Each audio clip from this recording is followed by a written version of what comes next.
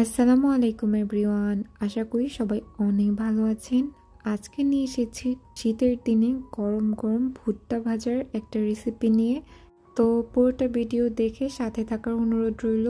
ভুট্টা তো কম বেশি আমরা অনেকেই খেয়ে থাকি, কিন্তু এই চাটনিটা যদি বাসায় থাকে তাহলে ভুট্টা খাওয়ার মজাই আলাদা। এই চাটনিটা আমার একটা সিক্রেট রেসিপি হিসেবে কাউন্ট করি। এই চাটনিটা দেওয়ার কারণে কিন্তু ভুট্টার স্বাদ দ্বিগুণ পরিমাণে বেড়ে যায়। এই চাটনিটা তৈরি করার জন্য এখানে আমি 1 চামচ তেঁতুল নিয়েছি এবং সেটাকে হালকা অল্প পানি দিয়ে এটাকে ভালোভাবে আমি মিক্স করে নিচ্ছিলাম।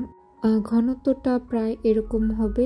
আর তেঁতুলের যে অবশিষ্ট অংশটা রয়েছে সেটাকে আমি পিল অফ করে নিয়েছি। এই তো এখন এখানে 1/2 চামচের মতো লবণ, 1/2 চামচ জিরা গুঁড়ো এবং 1/2 চামচ মরিচের গুঁড়ো এবং সামান্য একটু লেবুর রস দিয়ে ভালোভাবে আমি এটাকে মিক্স করে নিব। এই তেঁতুলের চাটনিটা বানাতে কিন্তু বেশি কিছু উপকরণের দরকার হয় না, জাস্ট বাসায় থাকা উপকরণ দিয়ে কিন্তু বানিয়ে নেওয়া যায়। এই তো এখন সব উপকরণগুলো ভালোভাবে মিক্স করে নিব। মিক্স করার পর অনেকটা এরকম হয়েছে ঘনত্ব, আমি ঘনত্বটা এরকমই রাখবো। এখন যেই ভুট্টাটা আমি এখানে পোড়াবো সেটা আমি হালকা তেল ব্রাশ করে নিয়েছি এবং তেল ব্রাশ করার পর আমি সরাসরি চুলোর মধ্যে দিয়ে নিচ্ছি।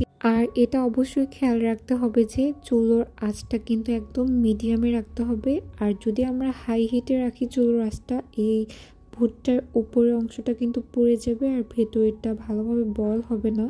এই তো এখন আগে থেকে বানিয়ে রাখা চাটনিটা আমি ভুট্টার উপরে এভাবে স্প্রেড করে নিব। এই পর্যায়ে চাটনিটা দেওয়ার কারণে কিন্তু ভুট্টার ভেতরে স্মেলটা এবং চাটনির ফ্লেভারটা ভালোভাবে ঢোকে। এই তো একটু ঘুরিয়ে নিয়ে আমি আবারও চারপাশে ভালোভাবে ছড়িয়ে নিব।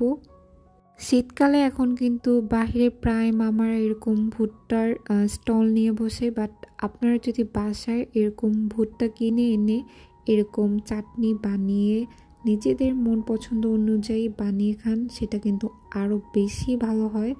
আপনারা একবার হলেও এই চাটনিটা বানিয়ে দেন, ভুট্টা বাসায় এনে বানিয়ে খেতে পারেন। এটা কিন্তু দারুণ মজা। আমি বলবো না যে বাহিরে ভুট্টা মানে খারাপ, কিন্তু আপনারা চাইলে কিন্তু এই সহজভাবে এরকম ভুট্টা বাসায় বানিয়ে খেতে পারেন। তো এই তো আমার আজকের ভিডিওটা।